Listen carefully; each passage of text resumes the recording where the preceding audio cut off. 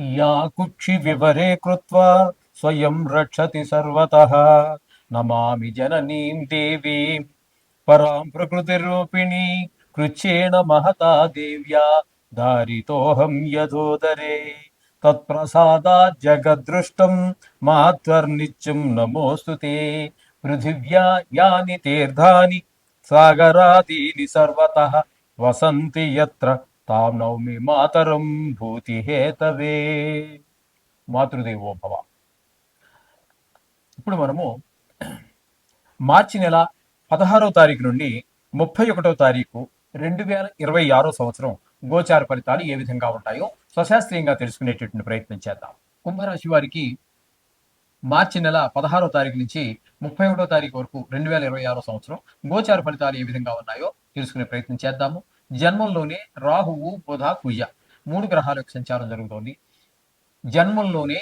జన్మంలో ఒక్క శుక్ర భగవాను తప్పితే ఏ గ్రహము శుభ ఫలితములను ఇవ్వజాలదు.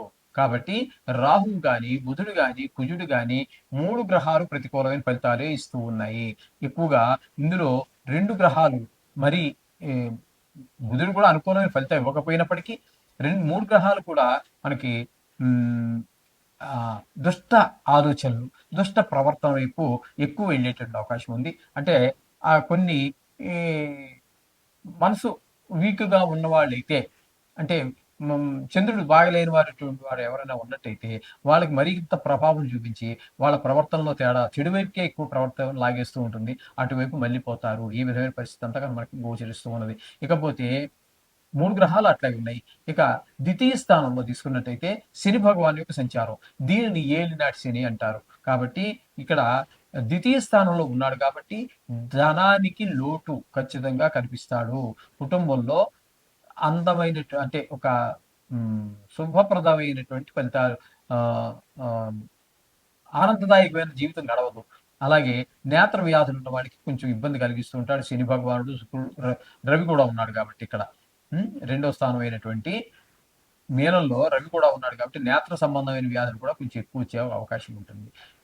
ఈ విధంగా ఉంటుంది. ఇక శుక్రుడిని కనుక మనం తీసుకున్నట్టయితే ఇక్కడ 25వ తారీఖు వరకు, అంటే 10 రోజుల పాటు ద్వితీయ స్థానంలో ఇప్పుడు రవి శని ఏవైతే మనకి దుష్ఫలితాలు ఇస్తున్నారో వాటికి భిన్నమైనటువంటి ఫలితాలు శుక్రుడు ఇవ్వడం ద్వారా వాటి యొక్క ప్రభావం కొంచెం తగ్గే అవకాశం గోచరిస్తుంది. తదుపరి 6 రోజుల పాటు తృతీయ స్థానంలో సంచారం శుక్ర భగవానుడి కాబట్టి అందరి సహాయ సహకారాలు అందుతూ ఉంటాయి. ఈ విధమైన ఫలితాలని శుక్రుని ద్వారా లభిస్తూ ఉన్నాయి. ఇకపోతే 5వ స్థానంలో గురువు యొక్క సంచారం. 5వ స్థానంలో గురువు యొక్క సంచారం మంచి ఫలితాలు ఇస్తుంది. ముఖ్యంగా సంతానం మీద మంచి ప్రభావం చూపిస్తుంది. వారు బాగా చదువుకోగలుగుతారు, వారి బుద్ధి వికసిస్తుంది, మంచి స్నేహితులతో కలిసి తిరగటం, ఇట్లాంటివన్నీ కూడా 5వ స్థానంలో ఉన్నట్టు గురువు వల్ల కలుగుతూ ఉంటాయి. అలాగే కొంతమందికి ఈ సమయంలో 5వ స్థానంలో గురువు సంచారం కూడా కొంతమందికి వివాహ సమయంగా నిర్ణయించడం జరిగింది. అలాగే కొంతమందికి వివాహం కుదరటం కానీ, లేదా నిశ్చితాంబూలాలు తీసుకుని చేసుకోవటం, లేదా కొంతమంది వివాహం జరిగే అవకాశం కూడా ఏర్పడుతూ ఉంటుంది. పంచమ స్థానంలో గురు సంచారం. అలాగే మనకి సప్తమ స్థానంలో కేతుగ్రహ సంచారం ద్వారా భార్యాభర్తల మధ్యన గొడవలు, భాగస్వామ్యంతో వ్యాపారం చేస్తూ ఉంటారు కొంతమంది, వాళ్ళ మధ్యలో అభిప్రాయ భేదాలు, తద్వారా భిన్నాభిప్రాయాలు ఎప్పుడైతే వచ్చాయో ఆ చేసే పని ముందుకు వెళ్ళలేకపోవటం, తద్వారా లాభాలు తగ్గటం, ఇట్లాంటి చికాకులు అన్ని కలుగుతూ ఉంటాయి. కాబట్టి ఈ విధమైన ఫలితాలు ఇక్కడ మనకి ఈ భార్యాభర్తల మధ్యన ఉండటం వల్ల ఇంట్లోనూ ఆహ్లాదకర పరిస్థితి ఉండదు. అలాగే భాగస్వామ్యంలో వ్యాపారం చేసేవారి మధ్యన కూడా అనుకూలమైనటువంటి పరిస్థితులు ఏర్పడవు. ఈ విధమైన ఫలితాలని కేతు వల్ల కలుగుతూ ఉంటాయి. కాబట్టి ఈ రాశి వారికి మనం చెప్పుకోవాలి అంటే అనుకూలంగా ఉన్నటువంటి గ్రహాలు ఏంటంటే ఒక శుక్రుడు, గురువు, 2 గ్రహాలు మాత్రం అనుకూలంగా ఉన్నాయి కుంభం వారికి. మిగతావన్నీ కూడా ప్రతికూలంగా ఉన్న కారణంగా తప్పకుండా వీరు కూడా ఏం కంగారు పడద్దని ఎన్నో ఉన్నాయని చెప్పేసి మిమ్మల్ని భయప్రాంతం చేయాలని, మిమ్మల్ని భయపెట్టాలని కాదు నా ఉద్దేశం. దీనికి మీరు భయపడవద్దు అని చెప్పడమే నా ఉద్దేశం అనమాట. దానికోసం మనం చెప్తున్నాం. దీనికి రెమెడీస్ ఇప్పుడు ఇవి మనకు అనుకూలంగా లేవు, ప్రతికూలంగా ఉన్నాయని చెప్పినటువంటి మహానుభావులే. దానికి ఏ విధమైనటువంటి పరిష్కార క్రియలు మనం చేసుకుంటే ఆ ఇబ్బంది నుంచి తప్పించుకుంటామని కూడా వాళ్ళే చెప్పారు. చేత దీనికి మీరు కంగారు పడవలసినటువంటి పని ఏమి లేదు. ఈ విధమైనటువంటి ఈ నవగ్రహాలకు సంబంధించిన శ్లోకాలు, బీజాక్షరాలు, లేకపోతే కొంతమంది సుందరకాండ పారాయణ చెప్తారు, కొంతమంది ఈ ఈ ఈశ్వరాభిషేకం చెప్తారు. కొంతమంది విష్ణు సహస్రనామ పారాయణ చెప్తారు.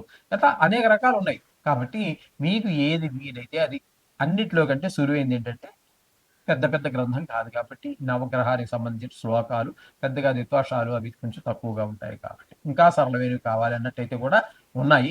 ఒక్క అక్షరం కూడా అందులో ద్విత్వాక్షరం గాని, సంయుక్తాక్షరం గాని ఉండనటువంటివి కూడా ఉన్నాయి. అవి వాటిని కూడా బీజాక్షరాలే అంటారు. అది మనం కలిసినప్పుడు మీరు మమ్మల్ని కలిసి తెలుసుకోవచ్చు. లేదా ఏదో ఒక రోజు మనం స్క్రీన్ మీద డిస్‌ప్లే చేద్దాము. ఆ రోజు మాత్రం ఖచ్చితంగా మీరు రాసి పెట్టుకోండి. చేసుకున్నట్టయితే మీకు రోజు చేసుకోవడం చాలా ఈజీ.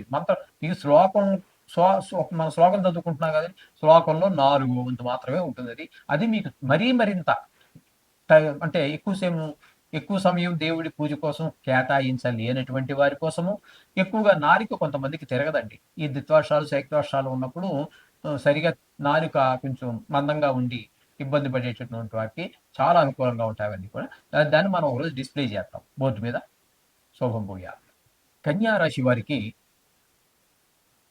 2026 సంవత్సరం మార్చి నెల 16వ తారీఖు నుంచి 31వ తారీఖు వరకు గోచార ఫలితాలు ఏ విధంగా ఉన్నాయో సశాస్త్రీయమైన పద్ధతిలో తెలుసుకునే ప్రయత్నం చేద్దాము. ఇందులో నా కవిత్వం గాని, నా పైత్యం గాని ఏమీ ఉండదండి. శాస్త్రం ఎంతవరకు చెప్పిందో అంతవరకు మాత్రమే చెప్పడం జరుగుతుంది. ఇక్కడ కన్యా రాశి వారికి షష్టమ స్థానంలో షష్టమ స్థానంలో రాహువు, బుధుడు, కుజుడు 3 గ్రహాల యొక్క సంచారం జరుగుతోంది. ఇక్కడ 6వ స్థానంలో రాహు అనేటటువంటి గ్రహము చాలా సుఫలితాలు ఇస్తుందండి. ఆరోగ్యం బాగుంటుంది. అప్పులు ఏమైనా మనం ఎవరికైనా బాకీ పడి ఉన్నట్టయితే ఎప్పటి నుంచో మనం వాళ్ళకి వడ్డీ కట్టుకుంటూ వస్తున్నాం కానీ అసలు తీర్చలేకపోతూ ఉన్నాము. అవకాశం రాలేదు. ఇప్పుడు ఈ సమయంలో మనం ఆ అప్పును తీర్చేయడానికి అవకాశం ఏర్పడుతుంది. అలాగే మనం అప్పు కోసం ప్రయత్నం చేస్తే తప్పకుండా అప్పు పుడుతుంది. అది మీరు సద్వినియోగం చేసుకోగలుగుతారు. అలాగే కుజుడు కూడా 6వ స్థానంలో గోచార రీత్యా అద్భుతమైనటువంటి ఫలితాలు వస్తాయి. ఆరోగ్యం బాగుంటుంది. అలాగే అప్పులుంటే తీర్చేయగలుగుతాము. అలాగే అప్పు కావాలంటే పుడుతుంది. అది కూడా సద్వినియోగం అవుతుంది.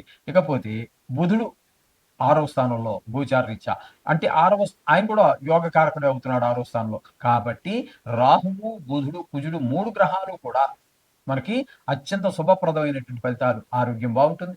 రుణాలు తీర్చగలుగుతాం. అంటే కావాలంటే పుడుతుంది. అంటే ధనానికి లోటు రాదు. ఏ విధంగా మనం ఇవ్వాలన్నా, తీసుకోవాలన్నా, ఇచ్చేయాలన్నా కూడా ధనానికి లోటు లేని పరిస్థితిని రాహువు, బుధుడు, కుజుడు కూడా కల్పిస్తూ ఉన్నారిక్కడ. అంచేత వీరికి చాలా శుభప్రదంగానే చెప్పుకోవాలి. 3 గ్రహాలు యోగిస్తున్నాయి. ఇకపోతే 7వ స్థానంలో శని 3 గ్రహాలు అక్కడ కూడా సంచారం చేస్తున్నాయి. ఇక్కడ సప్తమ స్థానంలో శని భగవానుడు సంచారం ఈ 16 రోజుల పాటు జరుగుతున్నది. అయినా భార్యాభర్తల మధ్యన, భాగస్వామ్యంలో వ్యాపారం చేసేవారి మధ్యన కొంచెం ఇబ్బందికరమైనటువంటి పరిస్థితులు కల్పిస్తూ ఉన్నారు. అలాగే రవి కూడా 7వ స్థానంలో శుభ ఫలితములు నిబ్బజాలరు. భార్యాభర్తల మధ్యన కొట్లాటలు, అలాగే హ్మ్, భాగస్వామ్యుల మధ్య అభిప్రాయ భేదాలు. శుక్రుడు కూడా అత్యంత శుభప్రదమైన శుక్రుడు కూడా ఈ 7వ స్థానంలో వచ్చినప్పటికీ భార్యాభర్తల మధ్యన వివాహ స్థానం కళత్ర స్థానం కాబట్టి ముఖ్యంగా భార్యతోటి మిగతా వాళ్ళతో కంటే కూడా భార్యతో కొంచెం ఎక్కువ గడవాల్సినటువంటి అవకాశం ఉన్నది. అలాగే భాగస్వామ్యుల వ్యాపారం మధ్య కూడా ఈ 7వ స్థానంలో ఉన్నటువంటి 3 గ్రహాలు ఉండండి.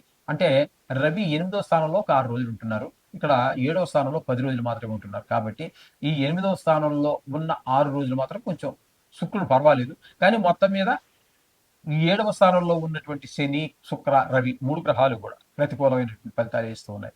ఈ విధంగా ఉంటుందండి.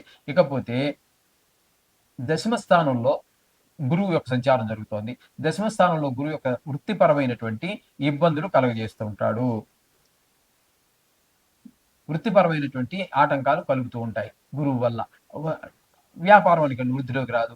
ఆఫీస్ ఉంది, ఎక్కువ పని చేస్తాము. కానీ ఇంకా వర్క్ లోడ్ ఎక్కువైపోతుంది. శ్రమకు తగినటువంటి ఫలితము లభించకపోవటం. అలాగే చేసిన పనిని కనీసం దానికి ఆర్థికంగా మనకి సపోర్ట్ లేకపోతే పోయింది.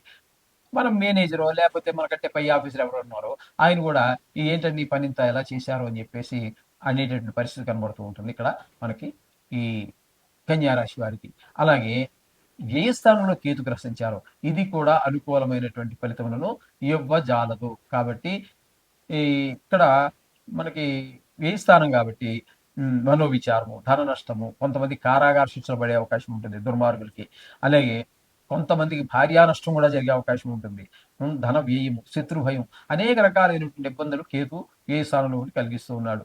కాబట్టి ఇక్కడ ముఖ్యంగా మొత్తంగా మనం చెప్పుకోవాలి అన్నట్టయితే కన్యా రాశి వారికి ఈ 6వ స్థానంలో ఉన్నటువంటి రాహువు, బుధుడు, కుజుడు అత్యంత శుభప్రదంగా ఉన్నారు. పోయినట్టయితే ఇక భాగ్యస్థానంలో ఒక 6 రోజులు శుక్రుడు మాత్రం అనుకూలంగా ఉన్నారు. పాక్షికంగా అంటే 16 రోజుల్లో 6 రోజులు అంటే మరి ఇంకా అది పాక్షికంగా అనడానికి కూడా లేదనుకోండి. మూడో వంతు. ఈ అంటే 6వ స్థానంలో ఉన్నటువంటి రాహు, బుధ, కుజులు మాత్రం పూర్తి శుభులే. ఈ ఈ కన్యా రాశి వారికి. కాబట్టి ఇక్కడ మీరు ఆహ్, చాలా ఒక రకంగా మీడియంగా బానే ఉందని చెప్పుకోవచ్చు. మిగతా గ్రహాలన్నిటికి కూడా మీరు ఖచ్చితంగా నవగ్రహాలకు సంబంధించినటువంటి ఏదో ఒకటి చేసుకుంటే మీకు శుభప్రదమైన ఫలితాలు కలుగుతూ ఉంటాయి. ఆ విధంగా చేయండి. శుభం భూయాత్.